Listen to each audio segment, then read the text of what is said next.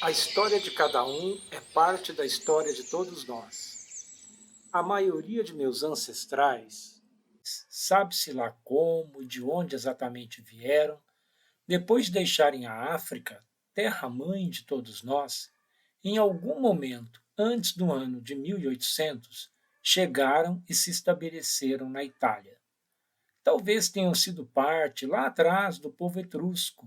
Talvez tenham chegado depois, idas e vindas, quem sabe. O fato é que todos nós temos um pai e uma mãe. E esse pai e essa mãe tiveram os seus, e assim por diante. Voltando no tempo e rastreando os documentos e as histórias contadas, o que eu posso dizer das minhas origens? Por parte de meu pai, Fausto Del Claro, o primeiro Del Claro da minha linhagem que consegui rastrear pela tradição oral na família é meu trisavô, Samuel Del Claro, possivelmente Samuele del Chiaro, que nasceu em Lucca, na Toscana, na Itália, por volta de 1840. Na época do nascimento do Samuel, a Itália ainda não era unificada. Até 1859, a Toscana era governada pelo Grão-Ducado da Toscana, sob Leopoldo II, da dinastia dos Habsburgos-Lorena. No entanto, com o movimento de unificação italiana liderado pelo Reino da Sardenha, depois Reino da Itália, a região votou pela anexação ao novo Estado italiano em 1860. Na segunda metade do século XIX, a Toscana, incluindo a região de Lucca, passou por grandes mudanças políticas e econômicas, influenciadas pela unificação da Itália e pelo desenvolvimento industrial.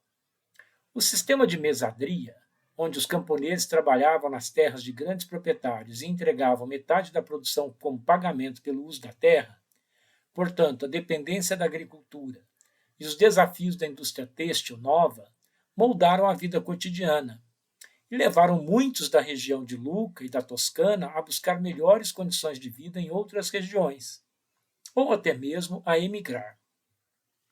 Quando Samuel Del Claro tinha 14 anos, em 12 de outubro de 1854, na Calábria, em Pignola Potenza, na Basilicata, o casal Vincenzo Postiglione e Caterina Lapetina tiveram uma filha, Luisa Postiglione.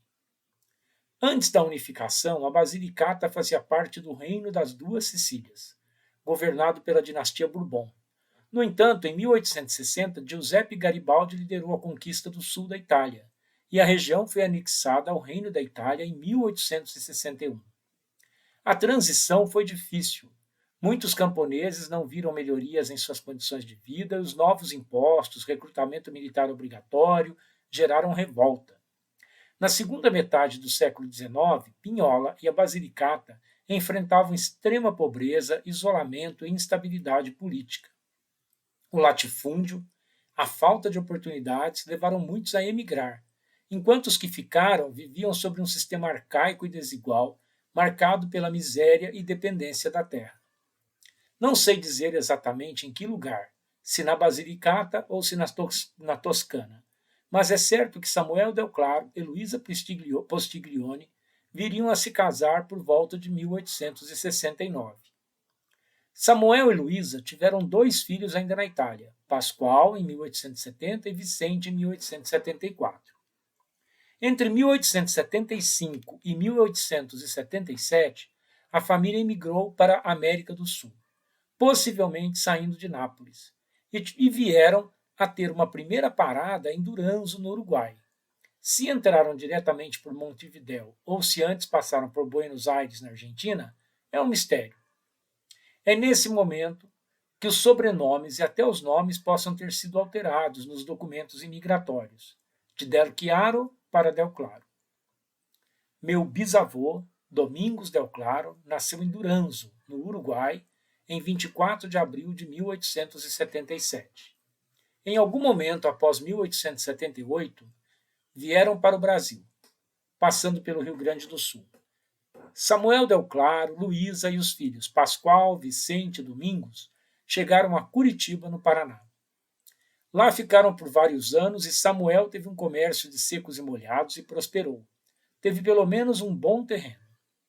Em 5 de maio de 1898, Samuel Del Claro vendeu o comércio, o terreno e foi com a esposa e os filhos para Ponta Grossa, no Paraná.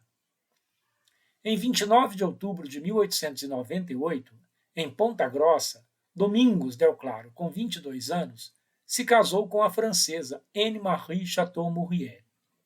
A história contada reporta que Anne-Marie era sobrinha e foi criada por Marguerite Mouriez, uma francesa que se casou com um rico fazendeiro paranaense que faleceu. Anne-Marie herdou os muitos dos bens de Marguerite. A história não conformada reporta que Domingos Del Claro gostava muito de jogar, apostando. Domingos foi vereador em Ponta Grossa em 1900. Capitão Domingos Del Claro. Teve vários filhos com Anne-Marie: Luísa, Samuel, Valdomiro, Durval, Leonardo, Hortência e Raul. Em 20 de janeiro de 1913, a Anne-Marie faleceu. No mesmo ano, em 20 de dezembro de 1913, em Palmeira, no Paraná, o Domingos casou-se com Ifigênia de Andrade e vão residir em Ponta Grossa. Ifigênia era neta de Nicolau Pinto Rabelo, um português, nascido em 1786. Desse casamento resultaram Lorival Del Claro, meu avô, Rui e Nídia Del Claro. Lorival Del Claro nasceu em 11 de fevereiro de 1915 em Ponta Grossa, no Paraná. Em 6 de junho de 1941, Lorival teve um filho com Lola, de quem nada se sabe com certeza. Esse filho, no entanto, foi registrado em Curitiba, tendo Lorival Del Claro e Cecília dos Prazeres Del Claro como mãe. Lorival, nesse momento, já estava em Poços de Caldas, Minas Gerais, onde, disse, trabalhou no cassino do Hotel Cassino de Poços de Caldas. Lorival foi posteriormente comerciante, tendo uma mercearia e outros 4 filhos: Lorival Del Claro Júnior, Zico, Marco Antônio, Paulo Sérgio e Flávio. Fausto Del Claro, meu pai, cresceu em Poços de Caldas, onde trabalhou no Banco do Comércio e Indústria. Foi contador e depois formou-se em Direito. Mais tarde mudou-se para Rondonópolis, no Mato Grosso, onde veio a falecer. Agora vamos para o outro lado da história.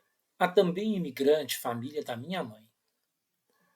Minha avó materna, Ana, gostava de falar sobre o seu pai e seus avós vindos da Itália.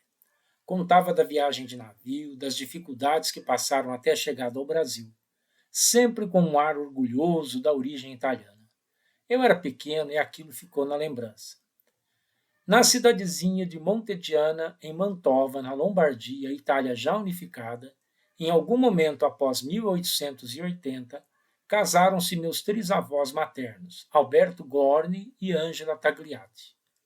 Desse casamento resultou, em 1887, um filho, dentre outros: Valéria, Bice, Fernanda, Dalgisa e Flávia. Meu avô, aliás, meu bisavô, Fernando Guerrino Gorni, ou Fernando Gorni, nasceu em 1887, em 24 de agosto, em Montediana, na Mantova, Lombardia, na Itália, exatamente na Rua Torricella, número 22, filho de Alberto Gorni e Angela Tagliati. Em 13 de abril de 1896, Alberto Gorni e Angela Tagliati deixaram a Itália rumo ao Brasil. Com os filhos Valéria, de 9 anos, Fernando, de 8, Bice, de 7, Adalgisa, de 6 e a recém-nascida Flávia, com 1. O passaporte foi emitido pelo Ministério dos Negócios Costeiros de Potenza, na Basilicata. Assim, possivelmente deixaram a Itália via Nápoles, o porto de saída mais próximo na época. No Brasil, a família muito provavelmente desembarcou em Santos e, após passarem por São Paulo, foram para a cidade do Espírito Santo do Pinhal, também estado de São Paulo. Muito provavelmente para trabalhar em fazendas de café, como era a Fazenda Santa Teresa, que cruza os caminhos da família em alguns documentos. Em 19 de outubro de 1912, em Espírito Santo do Pinhal, os jovens Fernando Gorni, com 23 anos, joalheiro na certidão, e a também italiana Elisabetta Perina, com 21 anos, com profissão do lar, se casaram. Elisabetta era filha de Pietro Perina e Lucia Zuani. Pietro era nascido em Verona, 1858, em Veneto, na Itália, e veio com a família para o Brasil. Ele faleceu em 1936, no Pinhal. Fernando e Elisabetta foram pais no Brasil de Paulino, Ana, Angelina, Isaura, Irene e Willio Gorni. Minha avó, Ana Gorni, nasceu em 13 de outubro de 1916. Em 17 de fevereiro de 1913, havia nascido, também no Espírito Santo do Pinhal, o senhor João Soares, filho de Miguel Soares Barba e Maria Canosanto Torres e Torres. Miguel Soares era natural da província de Málaga, na Espanha, e Maria Torres era filha de Manuel Torres e Maria Torres, que era neta de Diego Torres Calderón e Maria Barreira Raya, cuja família deixou São Juan de Villanueva, na província de Sevilha, rumo ao Brasil em 1897. O Brasil assiste nesse período à Primeira Guerra Mundial, a crise de 29, o golpe de Estado de 1930, a Revolução Constitucionalista de 32 e aí por diante.